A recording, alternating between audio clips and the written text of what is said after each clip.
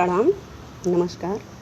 आज हमारी अंतिम क्लास होगी संभवतः, और आज हम वेदांत सार में तत् और त्वम महावाक्य के अवबोधन के पश्चात अनुभव वाक्य पर विचार करेंगे। मैं सही हूँ?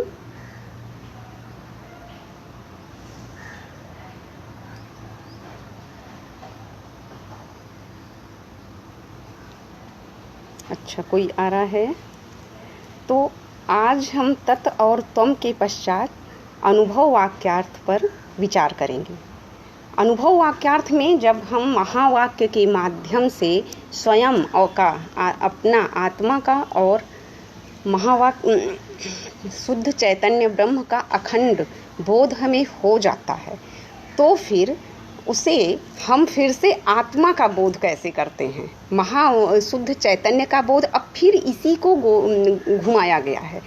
जैसे सर्वप्रथम देखिए, यहाँ जब हमने अनुबंध चतुष्टय पढ़ा तो हम और हमारा ग्रंथ और शुद्ध चैतन्य, यह तीनों कैसे नियोजित है परस्पर, ये हम पढ़े।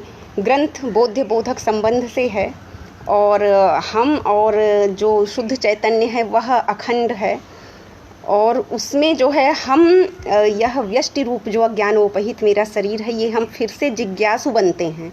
हम स्वयं को जानने की यात्रा में ही प्रवृत्त होते हैं। तो ये हम कह सकते हैं इस संदर्भ में जो अधिकारी का स्वरूप है वह पर्सनालिटी डेवलपमेंट है और पर्सनालिटी मैनेजमेंट है। व्यक्तित्व को अपने तक ही पहुंचने के लिए या सुप्रीम नॉलेज तक जाने के लिए कैसे अपने व्यक्तित्व का प्रबंधन करें, तो ये हो गया आपका पर्सनैलिटी डेवलपमेंट का अधिकारी का स्वरूप, कि आपकी उस योग्यता होनी चाहिए, अधिकारित्व भाव होना चाहिए। किस चीज़ के लिए? विषय को जानने के लिए। कौन सा विषय है? शुद्ध चैतन्य जो कि अखंड है। तो इस तरह से हम जानते हैं, और उसका जो संबंध है बोध्य बोधक संबंध है, और उसमें उसके पश्चात जो है उसका उद्देश्य क्या है, हम अपने आप को जानें, उस विषय को जानें। हम ज्ञाता भी हैं और हम ही ज्ञेय हैं। ज्ञाता के रूप में हम अपने आप को जो ज्ञेय है उसे कैसे जानें, वो आगे समाधि में जीवन मुक्त में त्रिपुटी दिखाई जाएगी। किस चीज़ को जानें? शुद्ध चैतन्य को जानें। हम ही ज्ञाता हैं और हम अपने आप को स्वयं तक पहुँचें, ज्ञेय। तो इस तरह से ज्ञाता, ज्ञेय और ज्ञान की त्रिपुटी जो है एक साथ रहती है, और यह बहुत सूक्ष्म पार्थक्य करके समझना होता है। तो हमने अधिकारी के स्वरूप में व्यक्तित्व प्रबंधन देखा, अध्यारोप में व्यवहारवाद, संसार का, प्रपंच का जो है संरचनात्मक विश्लेषण समझा है, जिसको कहते हैं स्ट्रक्चरल एनालिसिस, जिसमें 3 लेयर्स हैं। अज्ञानोपहित है, अध्यारोप के कारण। वस्तु आवृत है। वस्तु जब आवृत है तो उससे जो है ईश्वर और प्राज्ञ है, विशुद्ध सत्व प्रधान, और प्राज्ञ प्रकृष्ट अज्ञानी मलिन सत्व प्रधान। फिर जो है इन्हीं में आवरण शक्ति उसे ढक लेती है विशुद्ध चैतन्य को, और विक्षेप शक्ति सृजन करती है महाभूतों का। फिर इसी विस्तार में जब सूक्ष्म शरीर बनता है, सूक्ष्म प्रपंच आता है, तो मन, बुद्धि और प्राण का, प्राणमय, मनोमय और विज्ञानमय कोश, ये 3 कोश, और फिर इसी क्रम में आगे चल के पंचीकरण होता है, और पंचीकरण के पश्चात स्थूल शरीर, 14 भुवन, 4 तरह के शरीर, और यह स्थूल शरीर। फिर महाप्रपंच में यह समग्र संसार है। इतना हमने समझा। अब हमने जब इतना समझने के बाद वस्तु को कैसे जानेंगे? अपवाद से। अज्ञान को जब हम जान रहे हैं और उस विस्तार में अध्यारोप की 3 लेयर समझ रहे हैं, तो ये जो 3 लेयर्स हैं, ये संरचनात्मक विश्लेषण के माध्यम से हम इस प्रपंच को, संसार को समझ रहे हैं। जब हम अपवाद में आते हैं तो सारा अध्यारोप हट जाता है और वस्तु मात्र बचता है शुद्ध चैतन्य। यहाँ भी 2 तरह का है अपवाद। एक जिसमें तात्विक भेद नहीं आया, आपका अज्ञान हटा, आपने शुद्ध चैतन्य के दिग्दर्शन किए, और एक में आपका अज्ञान हटा लेकिन आपको शुद्ध चैतन्य नहीं दिखेगा, आपको उसके मूल में जाना पड़ेगा, क्योंकि वहाँ अज्ञान की यात्रा में विकार आ चुका है। तो अपवाद के बाद जो दिग्दर्शन होता है वस्तु का, शुद्ध चैतन्य का, वह कहीं विवर्त रूप में होता है। कहीं आपको शुद्ध चैतन्य के दिग्दर्शन साक्षात हो जाते हैं, कहीं केवल आभासवत प्रतिबिंबित होता है, और कहीं दिखता ही नहीं। तो जहाँ नहीं दिखता वहाँ हमको मूल में जाने की ज़रूरत होती है कि यह किन परिस्थितियों से इतना विकार आया, मूल में शुद्ध चैतन्य किस स्तर पर आवृत हो चुका है। तो यहाँ तक जब हम समझे अपवाद तक, फिर हमने विविध मत लिया और प्रत्यग आत्म चैतन्य पर आए कि वह आत्मा का स्वरूप वस्तुतः है क्या। इस महाप्रपंच में जब इतनी वैरायटी हैं, इतने भेद हैं, तब हम आत्मा के स्वरूप तक पहुँचें कैसे। अपनी आसपास की चीज़ें, बेटा बेटी, और उससे फिर इंद्रियां, मन, बुद्धि, शून्य तक हम पहुँचते हैं, आनंद तक अपनी पहुँचते हैं। और ये भी कहा जाता है क्षुधा पीर सही सकै न जोगी। तो वहाँ सब के बाद फिर हम उसी आत्मा पे पहुँचते हैं जो शून्य से परे है, और वह शुद्ध चैतन्य ही है, अखंड। और फिर उस अखंड को फिर से कैसे समझते हैं, तो तत् और त्वम महावाक्य के माध्यम से, गुरु उपदेश से। अब हम जब तत् और त्वम महावाक्य का बोध कर लेते हैं, तत् भी सर्वनाम है, त्वम भी सर्वनाम है, दोनों का अधिकरण असि है। तो उस असी को पहले समझते हैं, दोनों का अधिकरण एक ही है। फिर हम समझते हैं तत् और त्वम दोनों विशेषण हैं। तो विशेष्य क्या है, क्योंकि शुद्ध चैतन्य वांग मनस अगोचर है, लेकिन हम उसको जानने की यात्रा में शब्द साधना और अविद्या के प्रपंच से होते हुए ही जाते हैं। तो इस तरह से आगे जब बढ़ते हैं तो ये देखते हैं कि जो है शुद्ध चैतन्य तक हम,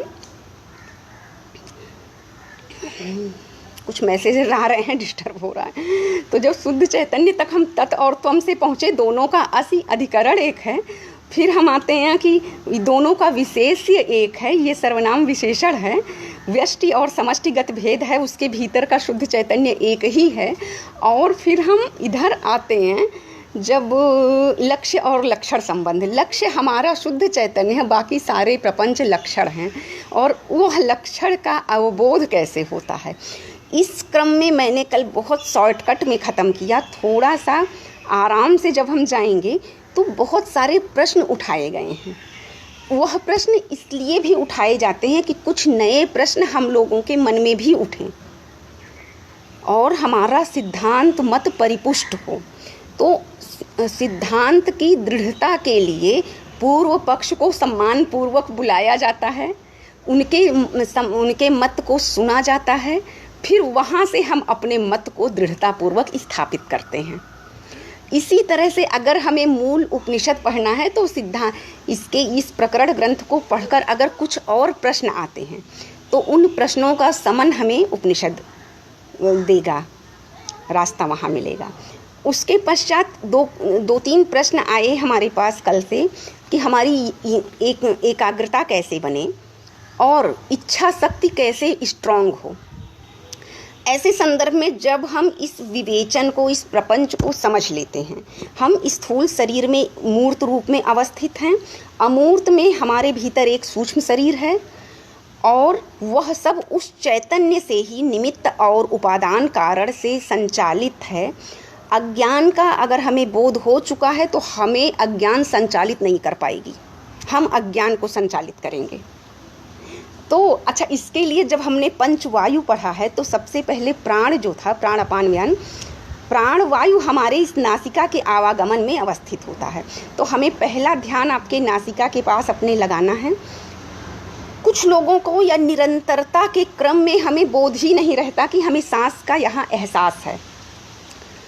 ऐसी परिस्थिति में हमें बहुत ज़्यादा सजग रहने की ज़रूरत है। जितना हम सजग रहेंगे, कभी कभी हमें गहरी सांसें लेनी पड़ती हैं ये जानने के लिए कि सांस और त्वचा का स्पर्श हो रहा है। अब जब सांस और त्वचा का स्पर्श हो रहा है, यह बोध होगा, तो वहाँ से हमारी अवेयरनेस आरंभ होती है। और जैसे जैसे अवेयरनेस हमारी बढ़ेगी, हमारा नियंत्रण बढ़ेगा। जब नियंत्रण हमारा बढ़ता जाएगा तब हम देखेंगे कि हमारे मन में 1000 विषय आते हैं, हजार विषय आते हैं। हम वेदांत भी पढ़ लेंगे, हम मीमांसा भी पढ़ लेंगे, हम न्याय भी पढ़ लेंगे, हम व्याकरण भी पढ़ लेंगे, सब। लेकिन यह जो व्यष्टि रूप शरीर है, इसकी तो अपनी सीमाएं हैं ना। मन में अगर आधे घंटे में 10 विषय आया तो जाहिर सी बात है आने वाले 10 दिन में हम कुछ नहीं कर सकते। और ये हमें पता कैसे चलेगा? जब हम प्राण वायु पर एकाग्र होंगे, जब अपनी प्राण वायु का अवलोकन करेंगे, तो इसी क्रम में एक के बाद एक हमें मन का दिग्दर्शन होगा। जब हम मन में आते हुए कुबड़ा कबाड़, अच्छी बुरी, सात्विक राजसी तमाम बातें देखने लगेंगे, तब मुझे लगेगा कि ये मन में तो बहुत ज़्यादा कूड़ा चल रहा है, बोझ बढ़ रहा है और यह बोझ हमें कुछ भी करने नहीं देगा। तब हम डिसाइड करेंगे कि हमारे मन में क्या चलना चाहिए, ये हमारा निर्णय होगा। यहाँ से इच्छा शक्ति शुरू होती है। अब हमारे मन में क्या चलना चाहिए, ये जब हमने मनोमय कोश, ज्ञानेंद्रियाँ और मन, वहाँ पर हम आरंभ शुरू हुए हैं।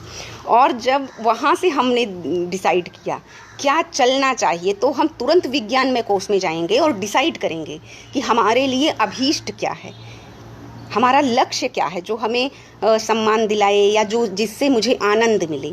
उस लक्ष्य को तय करेंगे। लक्ष्य की लिस्ट बनाकर हम ये डिसाइड करेंगे कि ये हमें क्यों चाहिए। अब जब क्यों चाहिए से इच्छा शक्ति हमारी दृढ़ होना आरंभ होगी। क्यों चाहिए पर जितना हमारा रीज़न, कारण स्ट्रांग होगा, उतना ही इच्छा शक्ति बढ़ना शुरू होगी। अब आप जब सांस का, प्राणवायु का अवलोकन करेंगे और मन का अवलोकन करेंगे, तब आपके मन में सिर्फ आपका लक्ष्य दिखेगा। ये निरंतर अभ्यास से ही संभव है। तो जब हम फिर विज्ञानमय कोश से हम करेंगे। सबसे पहले हमने प्राणवायु को लिया प्राणमय कोश से, फिर मनोमय कोश में गए, वहाँ नियंत्रण रखा, वहाँ से विज्ञानमय कोश से अपनी मुट्ठी में ले लिया सारी कमान और वहाँ से मनोमय कोश को संचालित कर दिया। प्राणमय कोश पे मेरा नियंत्रण है, एकाग्रता हमारी है, अवलोकन। अब हम जब अपने कोई भी कार्य करेंगे, तब मुझे लगेगा नशा, जब तक मेरा कार्य पूरा नहीं होगा, दूसरा विचार हमें कितना भी कोशिश करे, हमारे मन को आवृत नहीं कर पाएगा।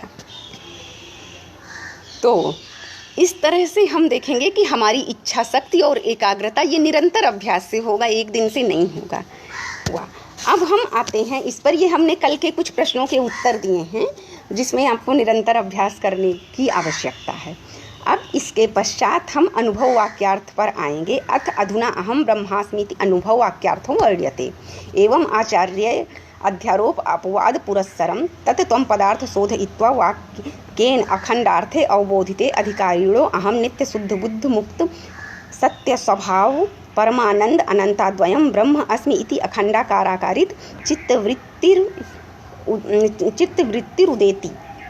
इस तरह से क्या हुआ कि जब अब हमें अगर यह बोध हो गया कि मेरी आत्मा नित्य है, शुद्ध है और ऑलरेडी ज्ञानवान है, वह जो है मुक्त है, शरीर से या संसार से बंधी हुई नहीं है, तब हम उस ब्रह्म से तदाकाराकारित होकर खुद स्वयं को अनंत के रूप में आकारित होकर रहेंगे। और फिर मेरी चित्रवृत्तियाँ कैसे रहेंगी, तो ये जब हम प्रपंच पढ़ेंगे तो फिर इसमें फिर से प्रश्न आना शुरू होंगे। और वेदांत प्रश्नोत्तर की प्रक्रिया है कि जैसे जैसे आप प्रश्न में आगे चलेंगे, वैसे वैसे आपका ज्ञान में दृढ़ता आएगी। तो इस तरह से चित्तवृत्तियों की फिर ज़रूरत क्या है, चित्तवृत्तियाँ क्यों हैं, अगर जो है सब वही चैतन्य था तो चित्तवृत्तियों की आवश्यकता क्यों पड़ी। अज्ञानोपहित है, अज्ञान के प्रपंच में चित्तवृत्तियों ही एक महत्वपूर्ण साधन भी हैं, एक स्तर पर अवबोधन का एक साधन है। चित्तवृत्तियों के अस्तित्व की सार्थकता है, ये हमें विविध प्रश्नों के माध्यम से समझना होगा। उसी तरह से फिर इन चित्तवृत्तियों का निरोध करने पर कैसे चित्तवृत्त पर आश्रित चैतन्य नहीं है, अपितु कैसे मुक्त है चैतन्य, इसमें फिर से हम दर्पण और प्रतिबिंब का लेंगे। ठीक है, दर्पण हटा देने पर भी हमारा प्रतिबिंब रहेगा। तो वृत्तियों में आत्मा प्रकाशित होती है।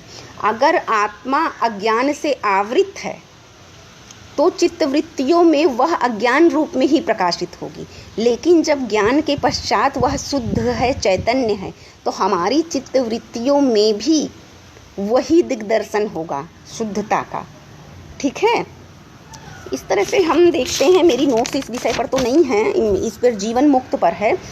इस पे फिर जो है, जब हमें ज्ञान प्राप्त हो जाता है अहम ब्रह्मास्मि, तो उसके बाद हमारी चित्तवृत्तियाँ बहुत स्पेशल डेवलप होती हैं। वह वही चित्तवृत्तियाँ नहीं होती जो पहले थीं। इस संदर्भ में एक फेमस कोट है, जैसे every saint have a past and every sinner have a future. हर पापी के पास एक भविष्य है और हर धर्मात्मा के पास एक अतीत होता है। तो कब कौन किस परिस्थिति से निकलकर श्रेयस की ओर जा रहा है। चित्तवृत्तियाँ वही पहले जो अज्ञानोपहित थी, वही उसी में एक वक्त के पश्चात जो है कैसे चैतन्य का प्रकाश प्रतिबिंबित होने लगता है ज्ञान के पश्चात। तो इस तरह से चित्तवृत्तियों का इसमें शंका और समाधान है। और अद्वय ब्रह्म के पश्चात चित्तवृत्तियों का उदय, और वह चित्तवृत्तियाँ कैसे जो है तत्व ज्ञान साक्षात्कार रूपा चित्तवृत्तियाँ हो जाती हैं। वही जो एक 10 साल पहले बहुत पापी डकैत होता है, वही कैसे एक वक्त के बाद धर्मात्मा बन जाता है। तो ये जो लौकिक उदाहरण है, यहाँ से हम लेते हुए समझ सकते हैं। तत् और त्वम अवबोधन प्रपंच है, अंडरस्टैंडिंग मैनेजमेंट की यात्रा है। और अहम ब्रह्मास्मि ज्ञान प्राप्ति के बाद अगर आप सब कुछ अचीव कर लेते हो, तो कैसे इंडिविजुअल मैनेजमेंट करो, खुद को कैसे समझो। ऐसा अभिमान ना आ जाए कि हम ब्रह्म हैं तो हम स्वेच्छाचारी हो जाएं। तो इसलिए अहम ब्रह्मास्मि ज्ञान प्राप्ति के पश्चात, अनुभव के पश्चात का व्यक्तित्व प्रबंधन है, अपना नियोजन। ऐसा ना हो कि कोई 1 करोड़ रुपया पा गया तो पागल हो जाए, उसे पागल नहीं होना चाहिए ना। तो वह कैसे चित्त का जो प्रकाश है वो सब नहीं बर्दाश्त कर पाते। तो जब हमने उस प्रकाश का, आत्मा के उस प्रकाश का अगर साक्षात्कार कर लिया, तो हम संतुलित कैसे रहें। अहम ब्रह्मास्मि पूरा संतुलन है। और हम आंसरेबल कैसे हों। पहले हम अज्ञानी थे, तो क्या हमें लाइफ टाइम के लिए अज्ञानी तो नहीं बने रहना है ना। तो हम सोसाइटी को जवाब कैसे दें। आज के डेट में कभी कभी हमें लोग पूछते हैं, अरे तुम वही वाली हो क्या, JNU वाली।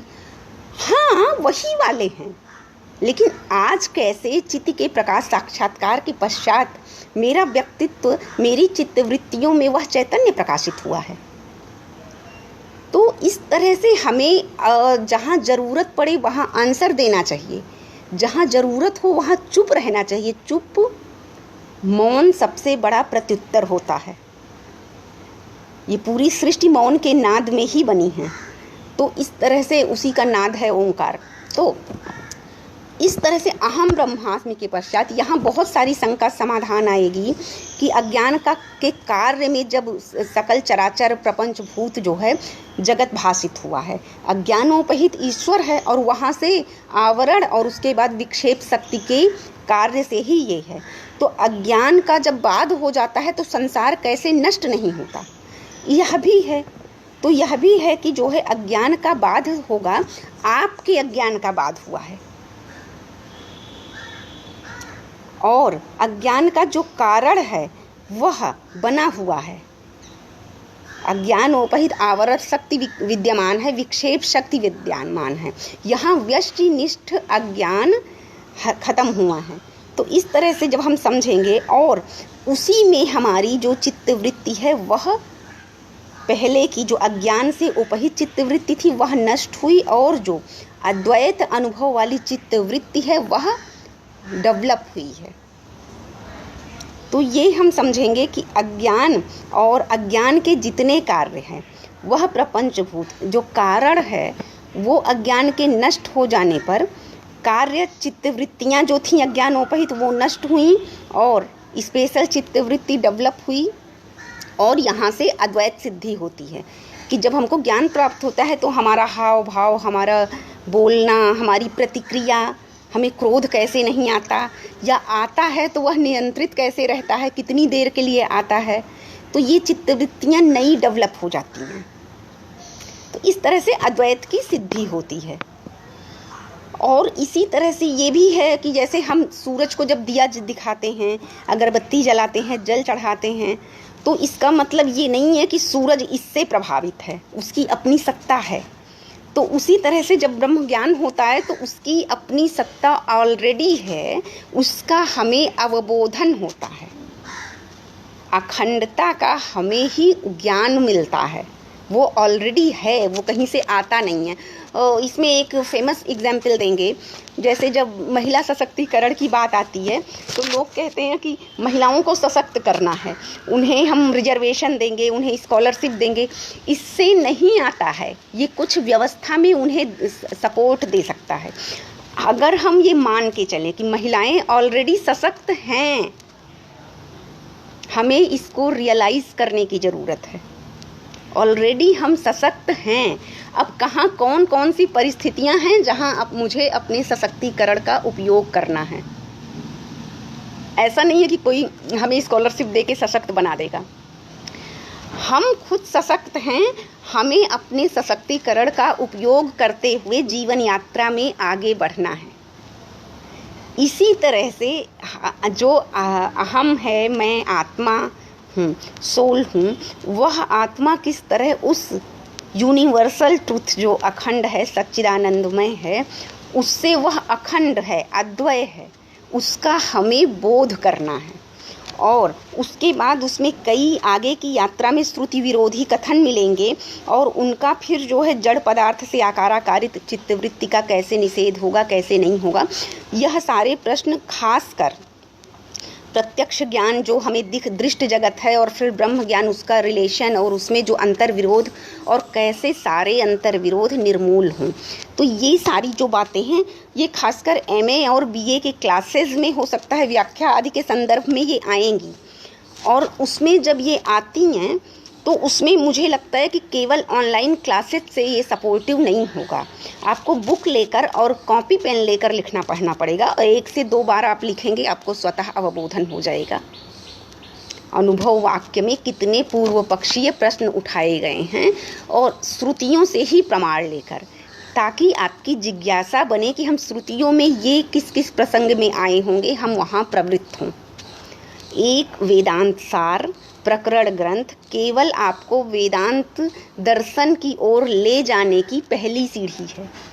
इससे अधिक यहाँ बहुत सारी कंट्रोवर्शियल बातें हैं, मत वैविध्य है। जैसे यहाँ मूत्रार्थ फल भोग विराग कहा गया, इस लोक और उस लोक के फल से वैराग्य हो, और दूसरी तरफ कह दिया गया कि नित्य और नैमित्तिक कर्म से बुद्धि शुद्धि होती है और उपासना से एकाग्रता आती है, और अवान्तर फल में सत्यलोक और पितृलोक और सत्यलोक की प्राप्ति होती है। तो ऐसी परिस्थिति में आप कंट्रोवर्सी आ रही है, ऐसे में आपको विवेक चूड़ामणि का सहारा लेना पड़ेगा, अन्य ग्रंथों में जाना पड़ेगा। जहाँ कन्फ्यूज़न, बीमारी समझ की, अवबोधन की बीमारी जहाँ बढ़ रही है, वहाँ आपको उपनिषद की ओर प्रवृत्त होना पड़ेगा, और गहन अध्ययन के लिए और पौष्टिक खुराक के लिए। अगर आपके पास समय हो तो आप अवश्य पढ़ें, अदरवाइज़ ये टैबलेट इतनी अच्छी है कि आपके मन मस्तिष्क में आयरन कैल्शियम की कमी नहीं होने देगी। तो इस दृष्टि से हम देखते हैं, और इसमें ये बुद्धि तटस्थ चिदाभासो द्वावेतो व्याप्नुतो घटम, ये सारी जो है, और तन अज्ञान धिया नश्येद आभासेन घटा स्फुरेति, ये सब जैसे व्याख्या आदि में होता है। और इसको जो है हमें लगता है बच्चों को, ये पंचदशी के कुछ उदाहरण आदि हैं, ये सारे मुझे लगता है कि कॉपी पेन से अगर पढ़ेंगे बच्चे तो व्याख्या आदि करने में ज़्यादा सुविधा रहेगी उन्हें, क्योंकि टोटल नॉलेज हम इस पे डिजिटल उससे नहीं ले सकते हैं। तो इस प्रकार आगे अगर हम बढ़ेंगे तो कन्फ्यूजन क्रिएट होगी श्रुति वाक्य से, देन श्रुति वाक्य से ही आप आपकी सारी कन्फ्यूजन, भ्रम, संदेह, संशय निर्मूल हो जाएंगे। उसके लिए हमें एक एक कदम आगे बढ़ना होगा। अवबोधन की यात्रा में उपनिषद मूल पढ़ेंगे तो और अच्छा है, बाद के प्रकरण ग्रंथ पढ़ेंगे तो वो उन लोगों ने तो और बहुत अच्छे से समझाया है। तो ये जब देखेंगे तो इसमें जो वृत्ति व्याप्य चैतन्य है और फल व्याप्य चैतन्य है, जैसे बार बार मैं कहती हूँ कि समग्र प्रपंच अज्ञान है। भगवान भगवत पाद शंकराचार्य ने भी कह दिया है कि अज्ञान है ये ब्रह्म सत्य जगन मिथ्या। तो जब पूरा मिथ्या है, फिर कैसे इसकी संगति बनेगी? सर्वम खलविदम ब्रह्म, इसमें कैसे कण कण में ब्रह्म है? तो ये सारी चीज़ें हम अपने अवबोधन की एक्चुअली एक हार्ट का भी विजडम होता है। विवेक जो है वो ब्रेन का पर्याय नहीं है। विवेक एक मेथड है, एक प्रविधि होती है विवेक। वह जो है आपके ब्रेन को और एनालाइजर अप्रोच देता है। पता नहीं मैं सही बोल पा रही हूँ कि नहीं।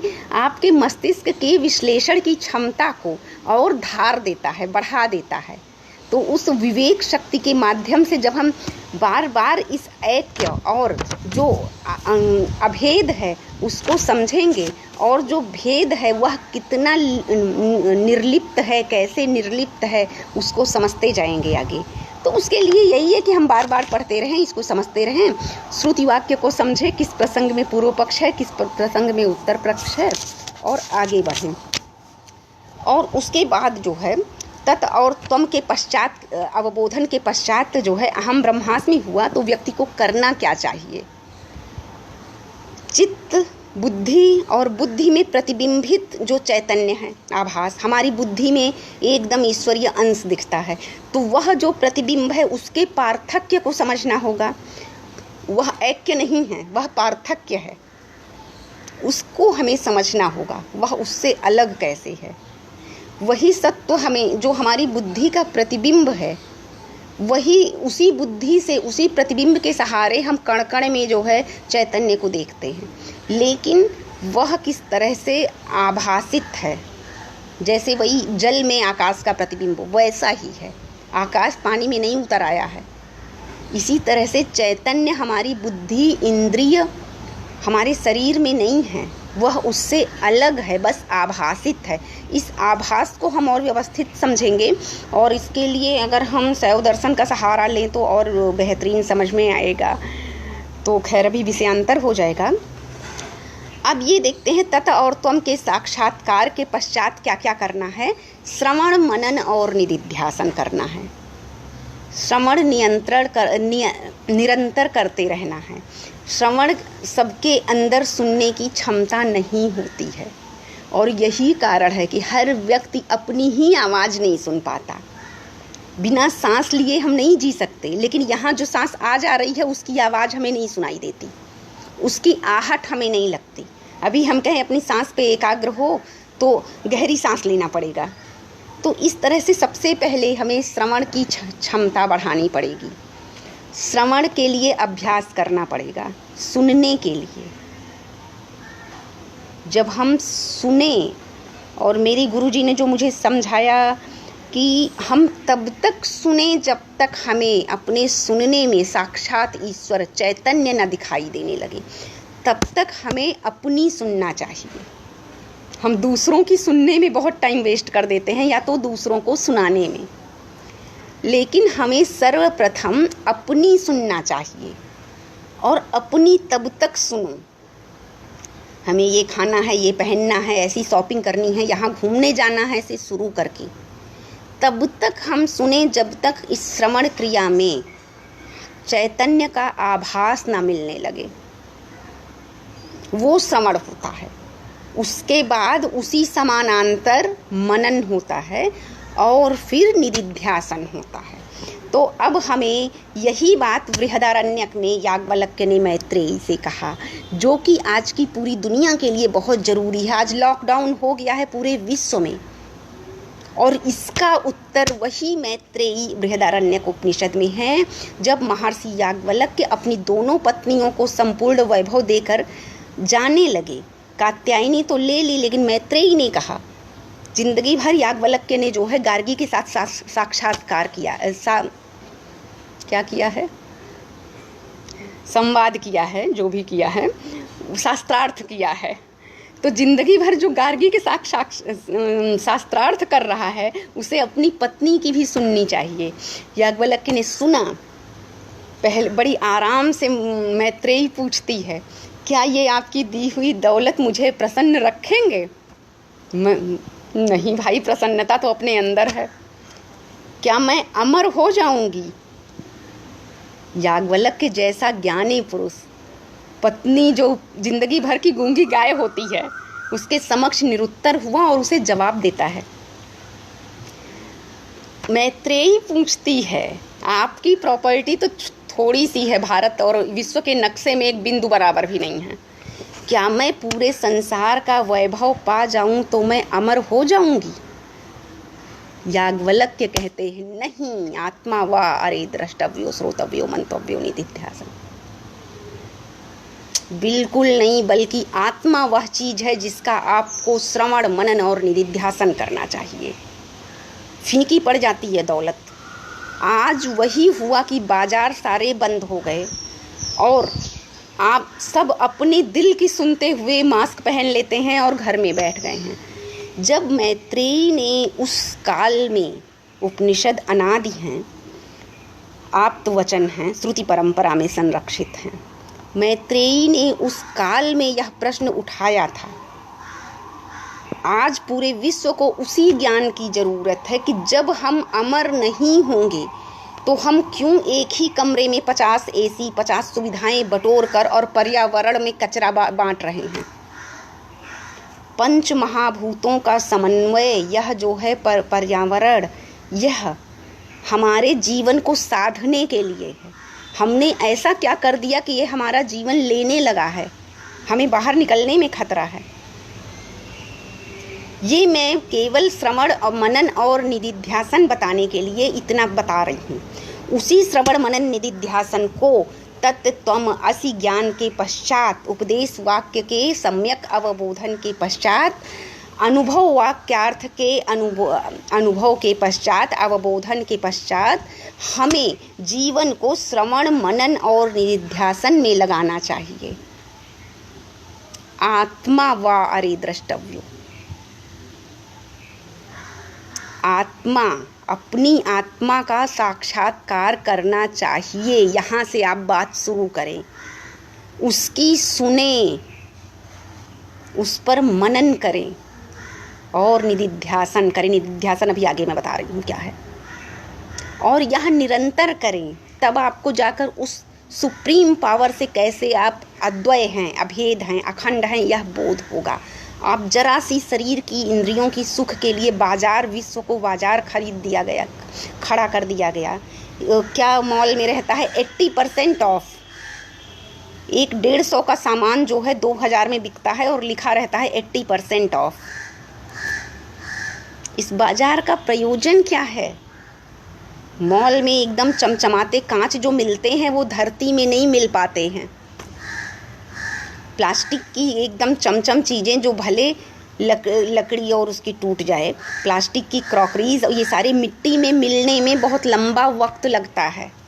फिर से हमको घट और पट पर ही आना पड़ेगा। आज कोरोना ने वही दिन दिखलाया है। पूरे विश्व को मुझे लगता है बैठ के उपनिषद पढ़ना चाहिए ऐसे वक्त में। सिर्फ घट और पट ही आज ज़रूरी है। आप ज़रूरी किसी तरह खाना खाएं और वस्त्र पहने और घर में पड़े रहें, क्योंकि प्रकृति को हमने इतना जो है कूड़ा करकट परोस दिया है, उसकी प्रतिक्रिया आ रही है हमारे पास। जबकि प्रकृति फिर से सही सब करने में ही लगी है, वो माता है प्रकृति। तो ऐसी परिस्थिति में हमें श्रवण मनन निदिध्यासन का ही अवलंबन लेना है। और उसके पश्चात इसमें, चूँकि यह प्रकरण ग्रंथ है, सदानंद जी ने श्रवण के 6 भेद कहे हैं। श्रवण के अनंतर सुनते हुए हमें 6 बातों का ध्यान रखना आवश्यक है।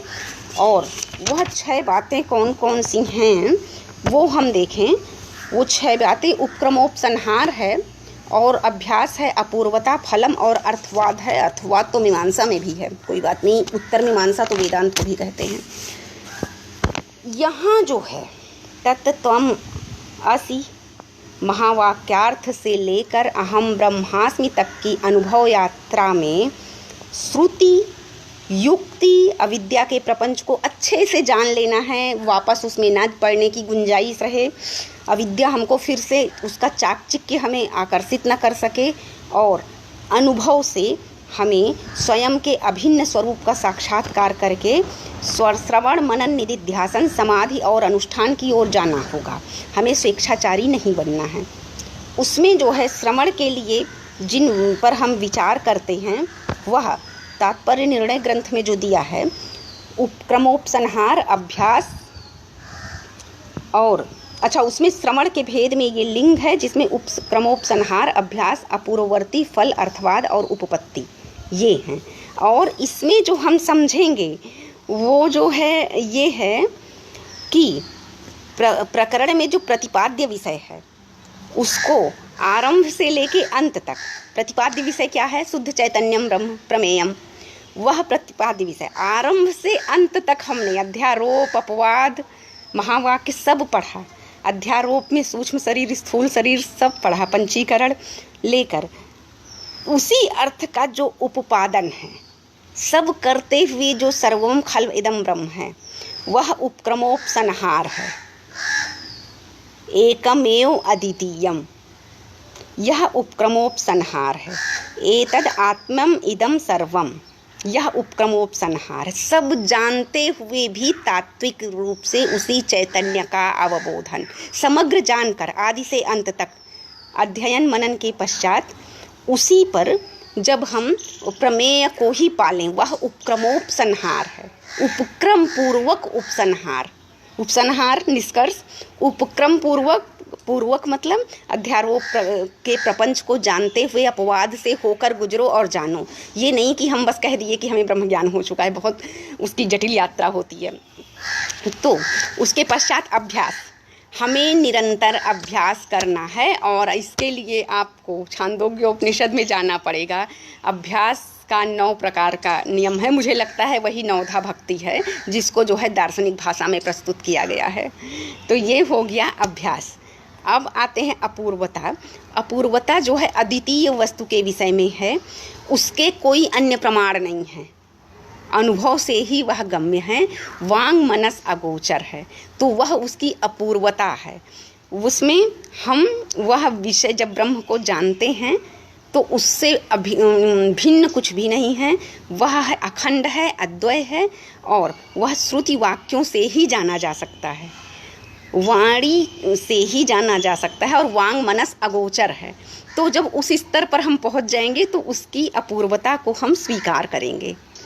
उसके पश्चात फलम, इसका जो उपनिषद में बताया गया है आत्मज्ञान और जिस प्रविधि से, जैसे नचिकेता को भी यमराज ने आत्मज्ञान का उपदेश दिया था जब वो 3 प्रश्न पूछे थे, 3 रात्रि भूखे थे, तो उसके बदले में अतिथि के लिए नचिकेता यमराज के यहाँ अतिथि बनकर थे, 3 रात्रि भूखे थे। तो जब यमराज आए और उन्होंने 3 विद्या या 3 प्रश्न कहा, वरदान कहा, तो उन्होंने 3 प्रश्न पूछे और तीसरे प्रश्न में जब उन्होंने आत्मज्ञान पूछा नचिकेता ने, जब हमने बीए में ये पढ़ा था तो हमें लगता था क्या होता होगा आत्मज्ञान, इतना फर्जी बवाल दिया है, लेकिन अभी जो समझ में आता है वो समझ में आता है कि बीए के स्तर तक हम लोग उतने समझदार नहीं होते हैं। तो वह जो आत्मज्ञान है वही प्रयोजन है जीवन का और इस समग्र प्रपंच का। तो उस प्रयोजन और फल को हम जाने, यह भी श्रवण है। और इसी तरह से अर्थवाद है।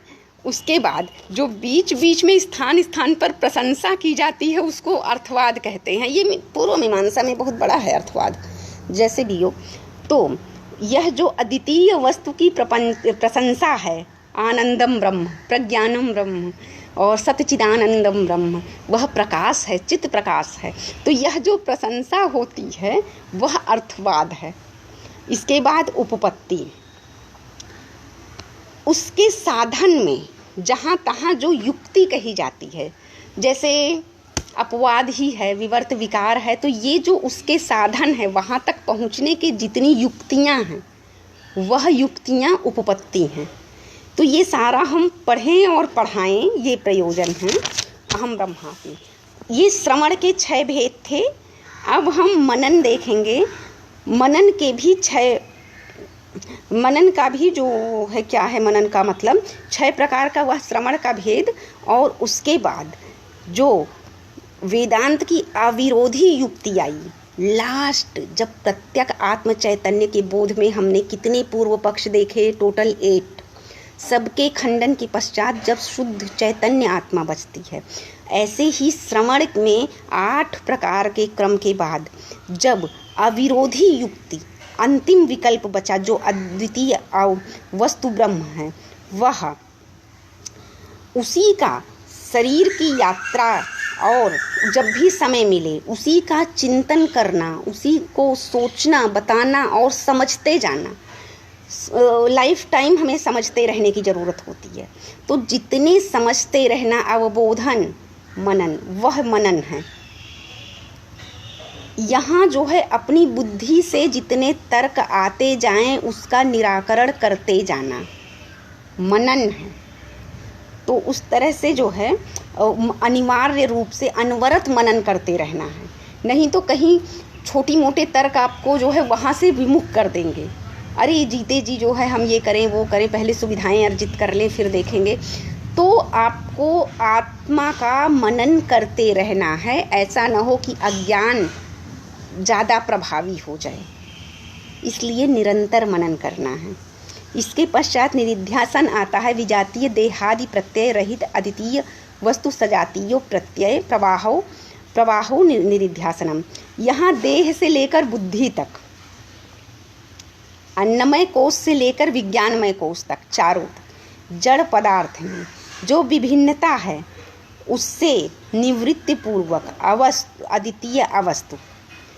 अगर हम अन्नमय कोश शरीर से लेकर मनोमय, प्राणमय और विज्ञानमय, इन चारों से होते हुए इसमें जो अद्वितीय वस्तु है, जो चेतना है, चैतन्य है वो, और जो सजातीय है, अखंड का ही अंश है, अखंड ही है, वह उसका जो है प्रत्यय प्रवाहित करें, उसको हम प्रवाहित करें।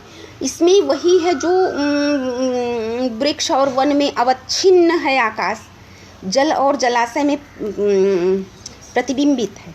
अब हमें जब आत्मज्ञान मिल गया तो हमारा जो आत्मिक प्रकाश है वो कैसे हमारी बुद्धि में, हमारी इंद्रियों में, हमारी कर्मेंद्रिय में, हमारे चिंतन में वह जो है सतत प्रवाहित हो, वह निदिध्यासन है।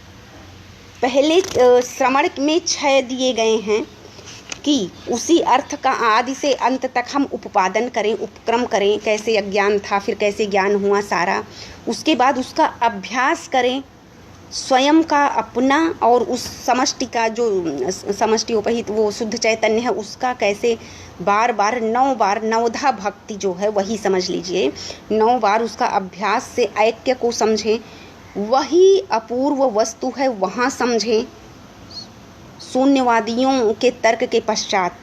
उसके बाद उसका प्रयोजन फल वही आत्मज्ञान है उपनिषद का, ये समझें। उसके पश्चात यत्र तत्र उसकी प्रशंसा वही आनंदमय है, प्रकाश स्वरूप है, नित्य है, ये समझें। फिर उपपत्ति, उसके साधन के युक्तियों को समझते चलें, ऐसे मिलेगा, ऐसे पता चलेगा, ऐसे पता चलेगा।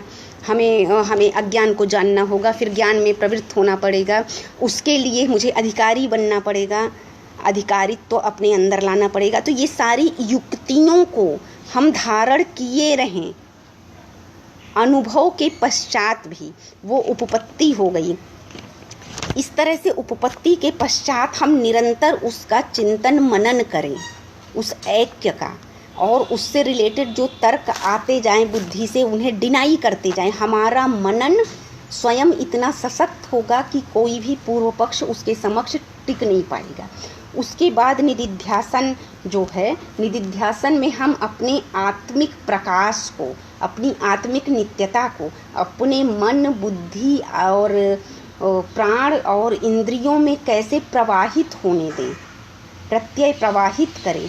हमारे रोम रोम से जब उस आत्मिक प्रकाश छलकता जाए, वह निदिध्यासन है। आत्मज्ञान के पश्चात आप मुक्त नहीं होते हैं, संसार से मुक्त होते हैं, लेकिन आपके दायित्व तो बहुत बढ़ जाते हैं। ये मैनेजमेंट है। अगर आपको 1 करोड़ मिल जाए तो आप क्या करोगे, कहाँ कितना खर्च करोगे, कितना इनकम टैक्स में दोगे। अगर आत्म साक्षात्कार हो गया अहम ब्रह्मास्मि, तो फिर हम कैसे खुद को मैनेज करेंगे। इसके पश्चात जो है निदिध्यासन के पश्चात वही समाधि आएगी, सविकल्पक और निर्विकल्पक। ये समाधि आप योग दर्शन की ही समाधि, ऑलमोस्ट सिमिलर हैं दोनों। अभी इसी ग्रंथ ने प्रत्यक आत्म चैतन्य में, आत्मा के स्वरूप में विविध दर्शनों के सिद्धांत को पूर्व पक्ष में रखकर खंडन किया है। अब यही ग्रंथ अहम ब्रह्मास्मि के आत्म अबोध के पश्चात, अनुभव के पश्चात फिर से उन्हीं दर्शन के कुछ सिद्धांतों को ले रहा है। यही प्रवृत्ति निवृत्ति है। किसका खंडन करना है, किसको लेना है। यहाँ श्रवण में जो अर्थवाद है वो पूर्व मीमांसा का है। इस तरह से हम संयोजन, संतुलन सीखेंगे। तो इस संतुलन में जब समाधि में आएंगे तो समाधि वही असंप्रज्ञात संप्रज्ञात, सविकल्पक पहले रहेगी जिसमें समग्र बोध रहेगा, और निर्विकल्पक जब त्रिपुटी लय हो जाएगी ज्ञाता ज्ञान और ज्ञेय की, तो उसमें भी निर्विकल्पक में भी 2 है। तो सविकल्पक समाधि में क्या होता है कि विकल्प कुछ बने रहते हैं, चित्त में उसकी अवस्थिति रहती है। अद्वितीय ब्रह्म के साथ ही संसार और चीज़ों की अवस्थिति बनी रहती है, भले उसका प्रभाव ना रहे, उससे फ़र्क नहीं पड़ता है, लेकिन वो रहता है। और दूसरे में क्या होता है, त्रिपुटी का लय हो जाता है। ज्ञाता ज्ञान और क्या है, ज्ञेय, त्रिपुटी, ये 3 होते हैं। एक जो है ज्ञेय जो है वह प्रमेय है, ज्ञाता कर्ता होता है हम, और ज्ञान जो है जो बीच में हमारा सारा अवबोधन व्यापार है, कैसे पता चला। ये सारे प्रपंच फिर लय हो जाते हैं। तो वहाँ से फिर ये समझ लीजिए कि आ जाता है।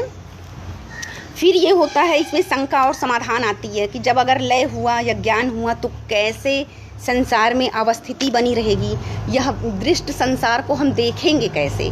तो पता चलेगा कि जैसे सोना है और विविध ज्वेलरीज हैं, लेकिन उसमें सोना ही रहे, सब कॉमन फैक्टर है, सोना है।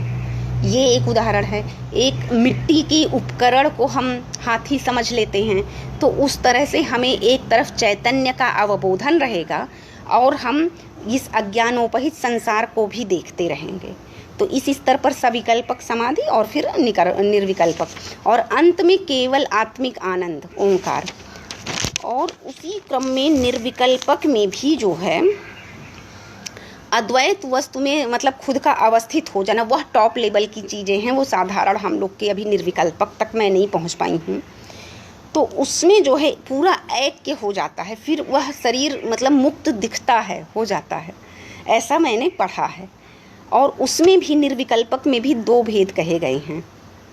पहला, अद्वैत वस्तु में त्रिपुटी जब लय हो जाती है, ज्ञाता ज्ञान और ज्ञेय का भेद जब समाप्त हो जाता है, तो अखंड आकाराकारित में हम अवस्थित हो जाते हैं। आत्मा में हमने उस अखंड को देखा, अब हम उस अखंड आकाराकारित में, अब मेरी आत्मा वहाँ अवस्थित हो जाती है। और दूसरे में समाधि के अभ्यास से जो समग्र संस्कार भी लुप्त हो जाते हैं। तो इस तरह से ये जो है 2 आ जाता है। जैसे क्लोरीन पानी में जो है घुल जाता है, तो क्लोरीन पानी को शुद्ध कर देता है और वो स्वयं भी विलीन हो जाता है। ये कंडीशंस आती हैं। तो इस तरह से ये बात आगे बढ़ती है। निर्विकल्पक समाधि के भी अंग कहे गए हैं, और निर्विकल्पक समाधि में भी पहुंचने पर मुक्त मुक्त आप संसार से और अज्ञान से होते हैं। ज्ञान से मुक्ति कभी नहीं होती। ज्ञान और प्रेम और भक्ति, यह तीन ऐसे हैं जिनसे व्यक्ति अघाता नहीं है। अब निर्विकल्पक के भी जो है समाधि अंग कहे गए हैं, और निर्विकल्पक के अंग जब हम देखेंगे तो ये योग वाले अष्टांग योग हैं, यम नियम आसन प्राणायाम प्रत्याहार धारणा ध्यान समाधि।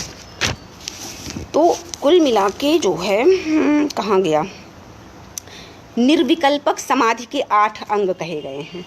देखिए क्रम का वैविध्य है। जब इसे हम पढ़ेंगे तो अगर योग दर्शन का हमने पहला कौन सा है, उसमें समाधिपाद है, साधन कैवल्य और विभूति, हाँ पहला पाद है समाधिपाद, तो उसमें भी योग के 8 अंग कहे गए हैं। योग सूत्र में पतंजलि ने कहा, वही वेदांत की यात्रा में निर्विकल्पक समाधि में 8 अंग कहे गए हैं। वही यम नियम आसन प्राणायाम धारणा ध्यान समाधि। यम जो है वही 5 प्रकार का, जिसमें वाणी मन और देह से किसी को पीड़ा न दी जाए।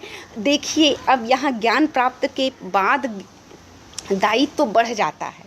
अज्ञानी किसी को गाली देगा तो उससे उतना फर्क नहीं पड़ेगा, लेकिन ज्ञानी पुरुष अगर किसी को थोड़ा सा भी वो दे दिया, खराब ढंग से बोल दिया, जैसे हम लोग अपने सर्वेंट से बहुत प्यार से बात करते हैं, जितना लोग अपने बच्चों से नहीं प्यार से बात करते उतना हम सर्वेंट से, उसमें क्या होता है कि वह हमारा व्यक्तित्व है, वहाँ वो प्रकाशित है ज्ञान। तो इस तरह से यम जो है, यम 5 प्रकार का, वाणी मन तथा देह से किसी को पीड़ा न दी जाए। अहिंसा ये होती है, अहिंसा केवल मारने पीटने से वाचिक भी होती है, मन से भी चिंतन में भी ऐसा ना आए और शरीर से भी ऐसा ना आए। तो कहते हैं ना कि ज़मीन पे जब चलो तो एक चींटी भी पैर के नीचे ना आए। वो हमारे अवधि में अयोध्या में कहा जाता था, केहू चले हाथी घोड़ा पाल की सजाई के, साधु चलें भुइयाँ भुइयाँ चिऊंटी बचाई के। तो जो साधु यहाँ समाधि में आ जाता है, वह साधु खाली भगवा वस्त्र से नहीं होता, जो समाधि को साध लिया वो साधु। और वह जब चलता है तो वाणी मन और देह से किसी को पीड़ा नहीं होती। उसके बाद यह अहिंसा है, सच्ची अहिंसा ये होती है जो हम चिंतन में किसी का अहित न साधे। यथार्थ भाषण रूप सत्य, यहाँ भी इसका निषेध होगा उपनिषद में कि जो अप्रिय जो है सत्य न बोलो, या फिर अगर किसी का मृत्यु हो रहा है तो वैसा सत्य नहीं बोलना चाहिए। ऐसे प्रपंच मिलेंगे अगर आप मूल में जाएंगे तो। बिना दिए हुए किसी का धन ना लेना, लोभ ना होना, अस्तेय चोरी ना करना, जिसे अष्टांग मैथुन का परित्याग कहा गया है। ब्रह्मचर्य में, ये ब्रह्मचर्य सिर्फ जो है ब्रह्मचर्य मतलब बहुत संकुचित लोग अर्थ लेते हैं, लेकिन उसका भी बड़ा व्यापक विश्लेषण है। और इसी प्रसंग में मैं ब्रह्मचर्य के ही कहूँगी, ऐसे विषयों पर आपको जरूर जानना चाहिए कि जहाँ काम पुरुषार्थ के रूप में परिगणित है, वहाँ आप मोक्ष के द्वार पे खड़े होते हैं। हमारी धर्म ग्रंथ बहुत आपको जो है कहीं से भी निवृत्त नहीं करते, जबरदस्ती थोपते नहीं हैं। मोक्ष की ओर उन्मुख करने के लिए भी काम के पुरुषार्थ से होकर गुजरने की बात करते हैं। वहाँ काम विकार नहीं होता है, पुरुषार्थ होता है। तो यहाँ कहाँ जब हम षड रूप देखते हैं, क्रोध, काम, क्रोध, मोह, लोभ, तो वहाँ काम कैसे विकार है, उसी विकार के अंतर्गत यह 8 प्रकार का मैथुन कहा गया है, जिसका निषेध हो जाना चाहिए। जैसे हम लोग जब कभी कभी अश्लील जोक बनाते हैं, कहते हैं, या गाली गलौज करते हैं सहेलियों में, तो ये होता है कि कलयुग में वाणी के दोष नहीं होते।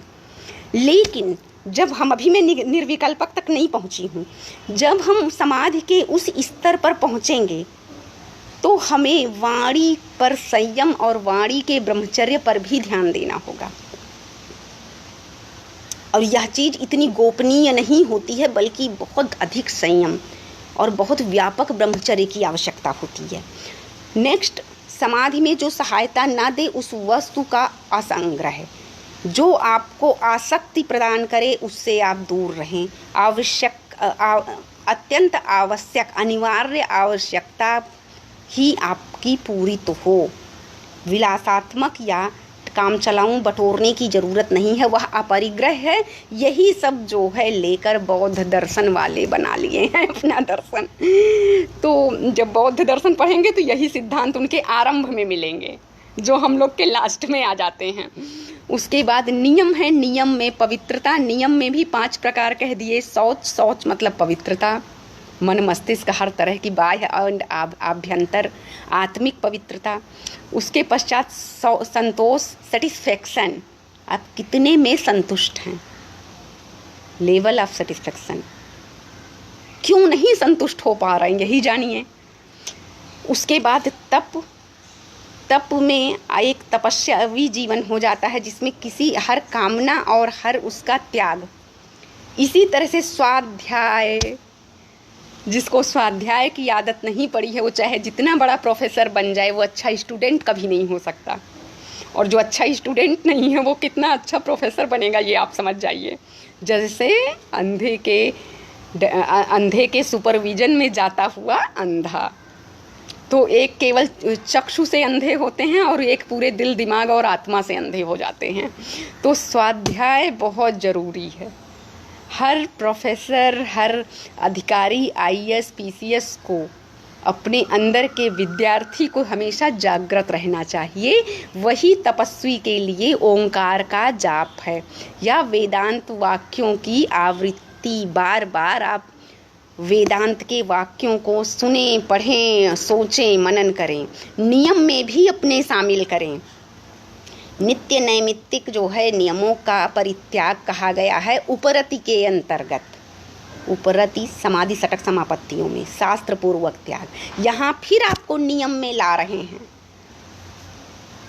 तो इस तरह से ये फिर ईश्वर प्रणिधान, वहाँ ईश्वर का मानसिक उपचारों से पूजा। जो अधिकारी के स्वरूप में कुछ कुछ हमने पढ़ा, वही अधिकारी बन जाने के पश्चात, अधिकारित्व के पश्चात, अहम ब्रह्मास्मि के अवबोधन के पश्चात कैसे है।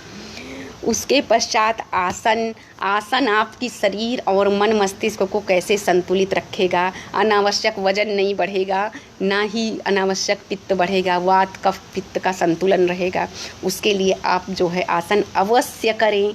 आपको कभी त्याग नहीं सिखाता है, अज्ञान को त्याग करके ज्ञान की ओर फिक्स करता है। आपको ज़बरदस्ती घोर घोर के ज्ञान पिलाया गया है। सनातन धर्म रिलीजन नहीं है, संप्रदाय नहीं है, वह सिर्फ और सिर्फ ज्ञान की साधना है। आपको समझने की शक्ति होनी चाहिए, जिज्ञासा होनी चाहिए। तो आसन में आप देखेंगे, जब आप उपनिषद पढ़ेंगे और इसमें वेदांत दर्शन में प्रवृत्त होंगे, तो 84 प्रकार के आसन का जिक्र है। केवल सूर्य नमस्कार के 12 स्टेप से ही नहीं काम चलता। उसके पश्चात प्राणायाम। आज की डेट में योग का मतलब क्या है? हम योगा करते हैं, 5 मिनट का प्राणायाम, आधे घंटे का योग। आसन सिर्फ आसन और प्राणायाम योग नहीं है। प्राणायाम में आप जाएंगे तो आपके श्वास और प्रश्वास पर आपका नियंत्रण कैसे हो, पहले तो आप उसको देख लो। देखने की शक्ति हो। दृग हो तो दृश्य अकांड देख, मुझ में सारा ब्रह्मांड देख। तो आपके अंदर वह दृग होना चाहिए, वह चक्षु होना चाहिए, इतना जागृत हो कि आप अपनी श्वास को देख सको। फिर देखते देखते उस पर नियंत्रण जमाओ। नियंत्रण जमाते जमाते उसे अपने अनुसार संचालित करो। यह होता है पूरक, रेचक और कुंभक। आप इसको नृत्य विद्या से समझ सकते हैं। जब हम लोग नृत्य विद्या की, मैंने कुछ किताबें पढ़ी हैं, तो वहाँ ये होता है कि पहले स्वयं को समझें, स्वयं को संतुलित रखें। फिर जब हम चाहें, जिस वाक्य या जिस शब्द पर हम अपनी आँख, होठ, अपने मुखावयव, भाव भंगिमा को शब्दों के अनुकूल, अपनी इच्छा के अनुकूल संचालित करने का सामर्थ्य रखें। और इसी प्रसंग में नृत्य को हम साधना कहते हैं। ऐसे नहीं है कि गाना चला के कूद लिया, बहुत अभ्यास करना पड़ता है। अपनी हाव भाव भंगिमा, इस स्थूल शरीर और इसमें जो सूक्ष्म शरीर है, इन सब के संतुलन को समन्वित करके वही चीज़ें प्राणायाम और आसन से होती हैं। आसन से स्थूल शरीर, प्राणायाम से सूक्ष्म शरीर। तो स्थूल सूक्ष्म शरीर आगे पढ़े हुए हैं ना, वही चीज़ें हैं। प्रत्याहार, इंद्रियों का अपने अपने विषयों में छोड़ दो और लौटा लो। प्रत्याहार, प्रति उपसर्ग है आहार, आहार और प्रत्याहार। इंद्रियों को खुला छोड़ दो, जैसे गाय छोड़ दो चर के वापस अपने घर आ जाएगी शाम को, उसी तरह से इंद्रियों को खुला छोड़ो, सब देखकर और वापस आ जाएं बिना आसक्त हुए। वह भी एक सिद्धि होती है। प्रत्याहार, धारणा, सबकी बुद्धि में जो दृष्टा है वह अद्वितीय वस्तु में अंतर इंद्रिय चित्त का लगाना। अपना जो अंतर इंद्रिय है चित्त है, चित्त आगे एक जगह बुद्धि में उसको चित्त को मिला दिया गया है। आगे एक जगह है बुद्धि और चित्त को एक साथ कर दिए हैं, और एक जगह है जहाँ हम लोग पहले पढ़ चुके हैं, बांग्ला में पहले को आगे बोलते हैं। तो क्या होता है कि हम एक जगह बुद्धि और चित्त को जहाँ सूक्ष्म शरीर उत्पत्ति पढ़ रहे थे वहाँ ऐक्य कर दिए हैं, और जहाँ हमने अधिकारी के स्वरूप में पढ़ा था वहाँ चित्त और बुद्धि को अलग अलग किए हैं। उपासना से चित्त की एकाग्रता और नित्य नैमित्तिक कर्म से बुद्धि की शुद्धि। तो यहाँ चित्त जो है बुद्धि की सूक्ष्म वृत्ति चित्त, वहाँ अपनी चित्त से, अपने चित्त से हमारी वो अंतर इंद्रिय है जो दिखती नहीं, अपने चित्त से सामने वाले की बुद्धि में, सबकी बुद्धि में जो विद्यमान चेतना है उसमें लगाएं धारणा, वह देखें। उनकी धारणा ऐसी है, इस धारणा शब्द को हम सही अर्थ तक पहुँचें, सही भाव तक। हमारा चित्त अंतर इंद्रिय, हर किसी के बुद्धि में जो चैतन्य जहाँ है, जिस स्तर पर छिपा है, चाहे वो विवर्त के स्तर पर है तो हम ज्ञान के प्रकाश से देखें, और चाहे विकार के स्तर पर है तो उसके मूल रूप को देखें। मूल में तो है ना, विकार हो गया तो क्या परिणत नहीं हो सकता, लेकिन मूल में है, तो वहाँ से यह चीज़ हो जाएगी धारणा। इसके बाद ध्यान, अद्वितीय वस्तु ब्रह्म में जब हम सब तरफ देखें और उसके बाद भी हमारा ध्यान सिर्फ और सिर्फ उस अखंड ब्रह्म में ही लगे, वो ध्यान है। जब कहा जाता है बच्चे से ध्यान से पढ़ो, तो ध्यान जो होता है वो ये नहीं होता है कि पढ़ाई में ध्यान दो, उल्टा समझिए, सब में तुम ध्यान दो, लेकिन सब से हटकर तुम्हारा ध्यान पढ़ाई पर ही रहे। सब करो, लेकिन तुम्हें क्या करना है, तुम्हारी प्रवृत्ति, अंतिम प्रवृत्ति तुम्हारे उद्देश्य में हो और सब तरफ से निवृत्ति हो जाए, वह ध्यान होता है। ये नहीं कि मोबाइल छीन लिया, टीवी बंद कर दिया, रिमोट तोड़ दिया, तब मेरा बेटा पढ़ेगा, एकदम नहीं पढ़ेगा। सब दो और सबसे निवृत्त होकर उसका ध्यान जब पढ़ाई में हो, ये अंतर इंद्रिय का व्यापार है और सूक्ष्म स्थूल शरीर से संसाधित होता है। तो ये हो गया समाधि। अब अंतिम आएगा समाधि, जहाँ जो है चित्तवृत्तियों का लय हो जाता है, ज्ञाता ज्ञान ज्ञेय का भेद के अवभास पूर्वक अद्वितीय वस्तु में, अद्वितीय वस्तु के आकार से हमारी आत्मा आकारित हो जाती है। कण कण में हमारी आत्मा भी व्याप्त हो जाती है और सब तरफ हो जाता है, और उस तरह से हम इतने व्यापक हम खुद हो जाते हैं कि हम खुद कण कण में विद्यमान हो जाते हैं। तो इस तरह से समाधि की वो एक अवस्था है जहाँ हम उस अखंड से ऐक्य स्थापित कर लेते हैं, या बोध होता है, या ज्ञाता ज्ञान ज्ञेय का जो सूक्ष्म वृत्तियाँ हैं समग्र का लय हो जाता है समाधि में, ये समझ सकते हैं। अब देखते हैं कि निर्विकल्पक समाधि जब आती है तो उसके 4 विघ्न आते हैं। टाइम कितना हो रहा होगा कोई लिख देगा। तो 4 विघ्न जो आते हैं, विवेक भाई टाइम बताना। तो 4 विघ्न जब आते हैं तो वो कौन कौन से हैं और उनसे कैसे बचा जा सकता है। इन 4 विघ्नों का नाम जो है लय, विक्षेप, कसाय और रसास्वाद। अब इन चारों से हमें बचना क्या है, कैसे है, क्या है और कैसे। आप प्रश्नोपनिषद जब पढ़ेंगे तो बहुत आनंद आएगा, वहाँ यही सारी बातें हैं। तो ये 4 विघ्न ये हैं। पहला तो लय है, कि जैसे हम कह दें कि जो है इसे कल पढ़ें क्या, आज ज़्यादा टाइम हो गया। और उसके बाद जो है जीवन मुक्त, ये 4 विघ्न जो, एक तो लय है कि जो आलस्य और आदि कारणों से हम कह दें कि हम समाधि में हैं, और निद्रा को भी लय कह देते हैं। तो यह जो है अद्वितीय वस्तु के प्राप्ति में बाधक है। जैसे एक कहावत कही जाती है, न सोवे ऐसन सुख न रोवे ऐसन दुख। तो ये चीज़ें जो है हमें बाध कर देती हैं। जैसे मैं कई लोगों को बताती हूँ कि आप या हमारी गुरु ने हमें सिखाया है, निद्रा में आप सोने से पहले अपनी सांस को तब तक देखें जब तक आप अपने शरीर को सोता हुआ न देखें। यह शरीर निद्रा में कैसे प्रवेश कर रहा है यह आप देखें, दृष्टा बनकर, चेतना में जागृत होकर। जनरली ऐसा संभव नहीं हो पाता है क्योंकि शरीर पहले सो जाता है, हम सोते हुए देख नहीं पाते हैं, चेतना शांत हो जाती है, चेतना सजग रह ही नहीं पाती, चेतना अज्ञान से आवृत हो जाती है और तब शरीर सोता है, शरीर का सामर्थ्य है। लेकिन जिस दिन हमारी चेतना इतनी सजग होगी कि हम अपने शरीर को निद्रा में प्रवेश करता हुआ देख लेंगे, तो ये जो है लय में हमें शरीर को देखना है। ऐसा ना हो कि चेतना पर अज्ञान आवृत हो गया और फिर जो है सो गए हम, तो वह एक बाधक है जो निद्रा आ जाती है इस तरह का।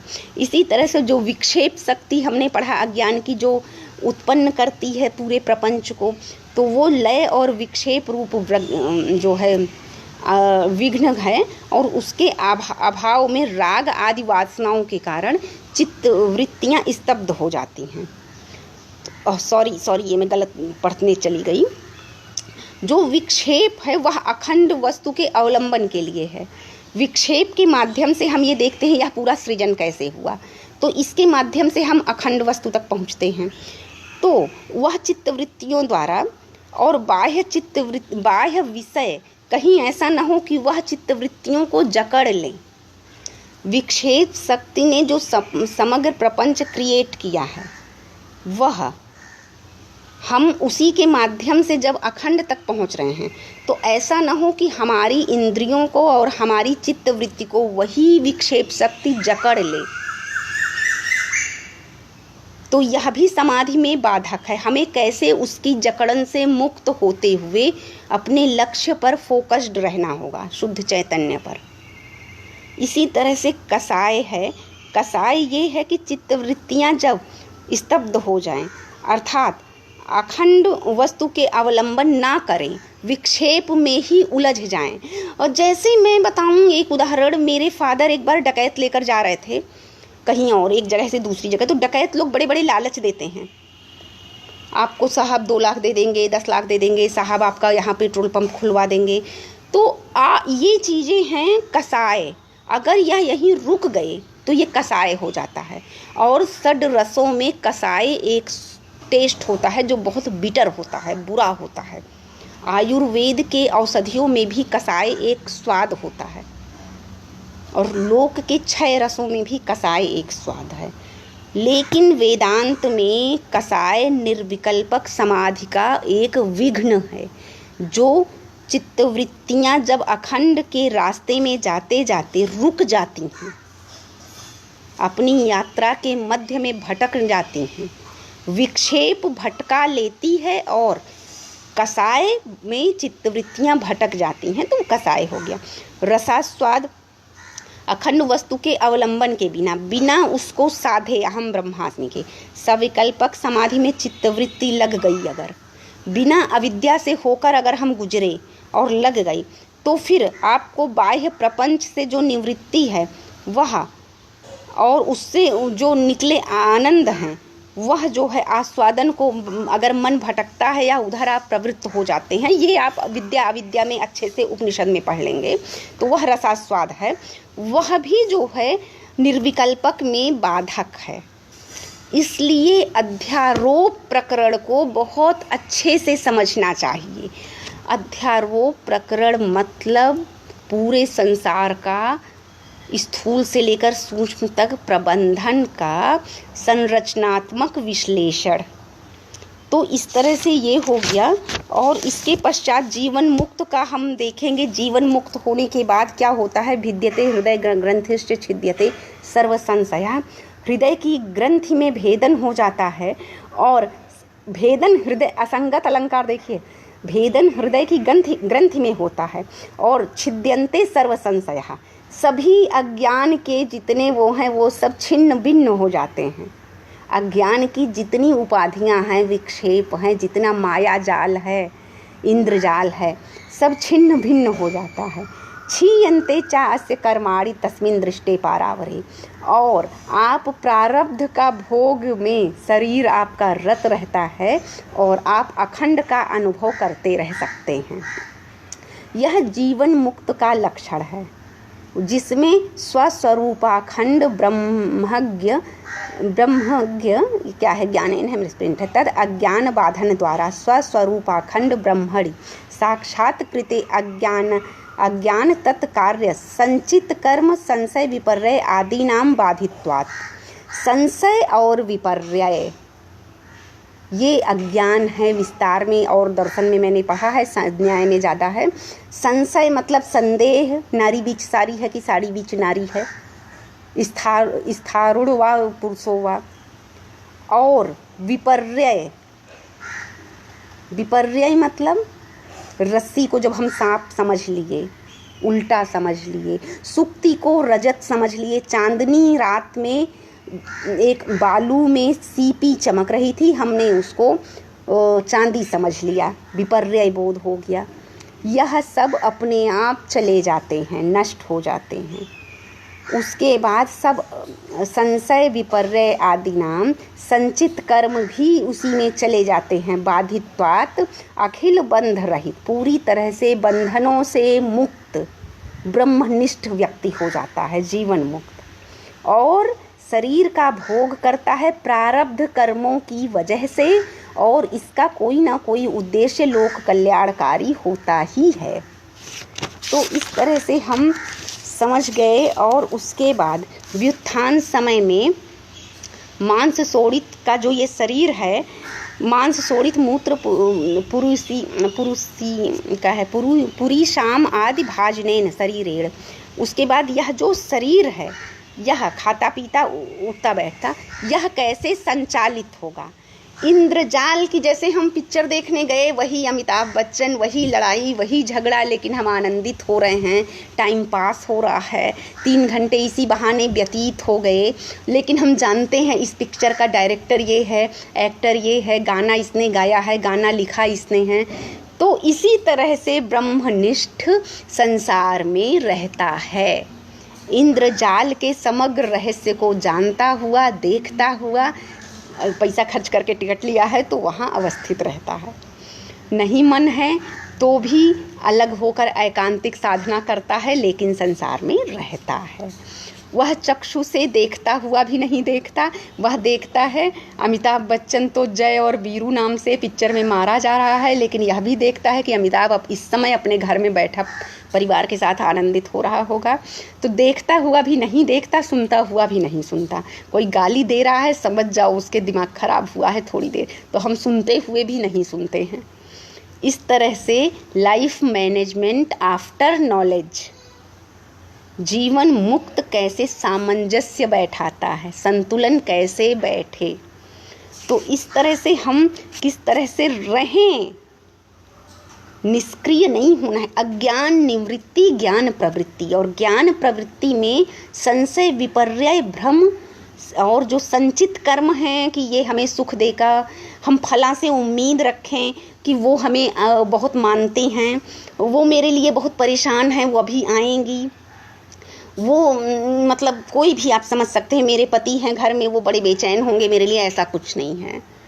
तो सारे संचित कर्म संशय विपर्यय से हम पूरी तरह से मुक्त रहें। लेकिन अभी हम जाकर नाश्ता बनाएंगे, प्रारब्ध का भोग हमें करना ही करना है। इस तरह से हम जीवन को मैनेज रखें। मुक्त होकर कैसे हम बंधे रहें दायित्व, ज्ञान से, अज्ञान से मुक्त हों और ज्ञान से बंधे रहें।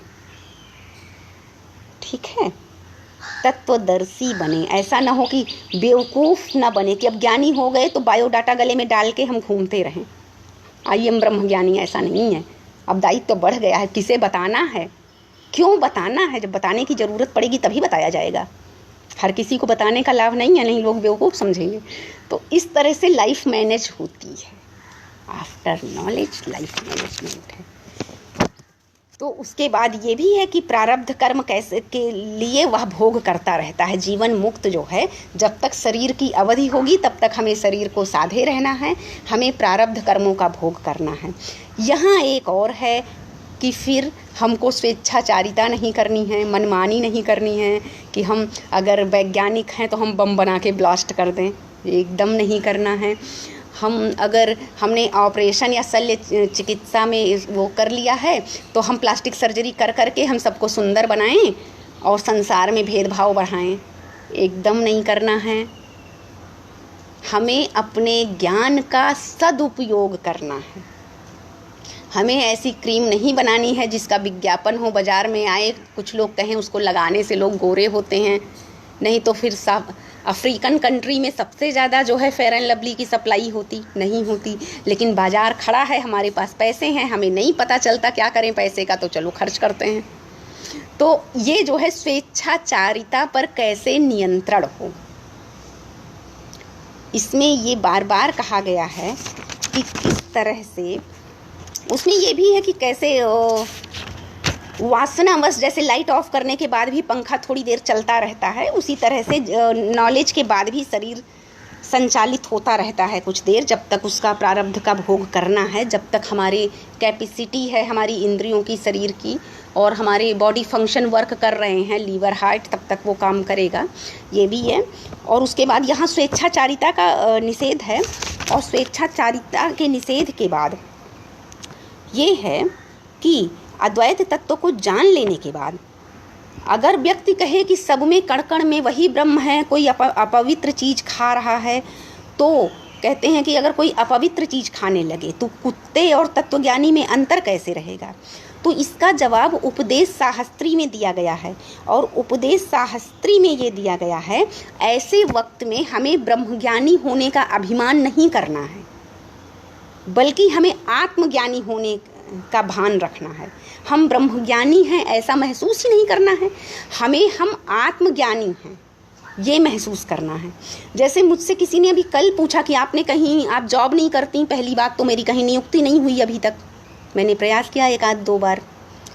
दूसरी चीज़ है, मुझे ये लगता है कि मैं अभी प्रोफेसर बनने के काबिल नहीं हूँ, मुझे अभी बहुत ज़्यादा पढ़ने की ज़रूरत है, मैं तो स्टूडेंट हूँ, मुझे ईश्वर ने अध्ययन करने के लिए बनाया है।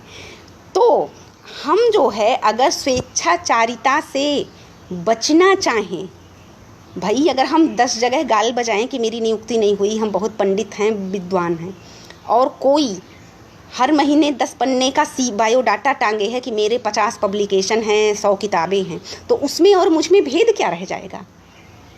तो ऐसे में मुझे ये महसूस करना है कि अभी तो मुझे पढ़ने की ज़रूरत है, अभी तो मैंने इसी 10 दिन के लेक्चर में पता नहीं कितनी बातें ऐसी कहीं जिस मुझे रिपीट करना पड़ा है, जहाँ मेरा उच्चारण अशुद्ध है, तो मुझे आत्मज्ञान अभी अध्ययन की ओर प्रवृत्त होना है, निरंतर रत रहना है। तो हमें जब ब्रह्म ज्ञान का अभिमान नहीं रहेगा, आत्मज्ञान का भय रहेगा, तब हम अज्ञान से मुक्त भी रहेंगे, ज्ञान से आचरण करेंगे और गलत आचरण से बचेंगे। अब इसके बाद सदानंद यति जी ने वेदांत सार का उपसंहार किया है, और उन्होंने ये कहा है, देह यात्राम अत्र अर्थम इच्छा अनिच्छा परेच्छा प्रापितानि सुख दुख लक्षणानि प्रारब्ध फलानि अनुभवत अंतःकरण भास आभास आदि नाम अवभासकः संस तदवसाने।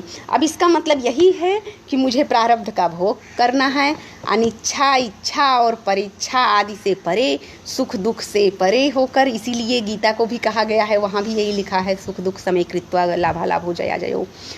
आपको कैसे सुपरलेटिव डिग्री में स्वयं को रखते हुए, इस डिग्री में मैनेज करते हुए, इसी संसार में रहकर इसमें अभिन्न रहकर भी इससे भिन्न रहना है, कैसे मैनेज करना है।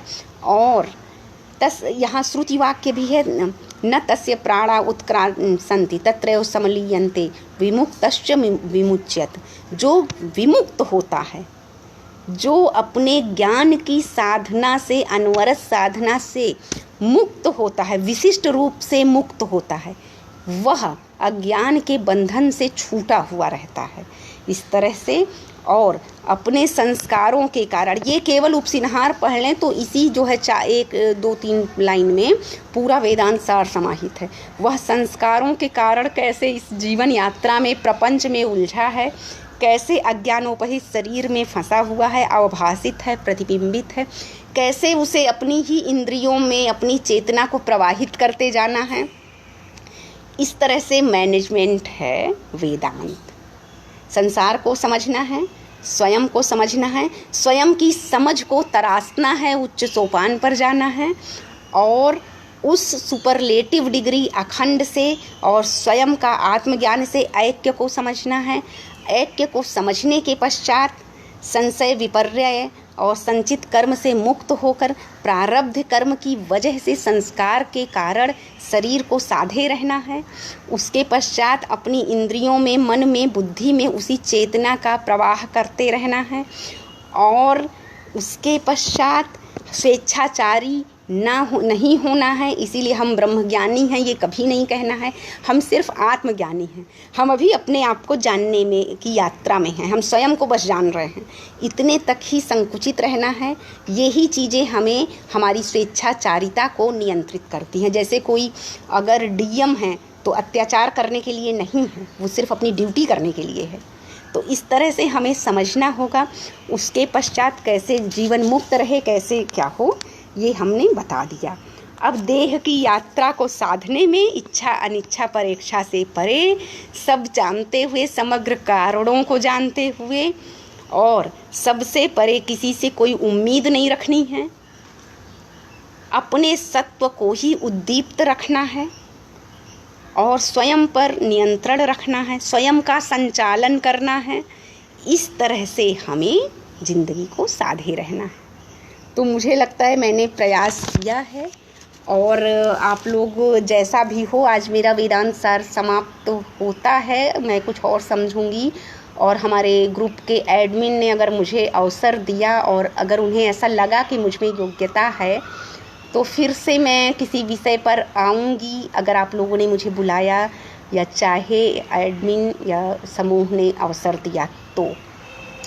इस बीच मेरी योजना काव्यशास्त्र के अध्यापन पर है, जिसमें हम भारतीय और पाश्चात्य काव्यशास्त्र पढ़ते हुए उसकी सामयिक प्रासंगिकता और काव्यशास्त्र कैसे अवबोधन का व्याकरण शास्त्र है, क्योंकि साहित्य को पंचम वेद कहा गया है।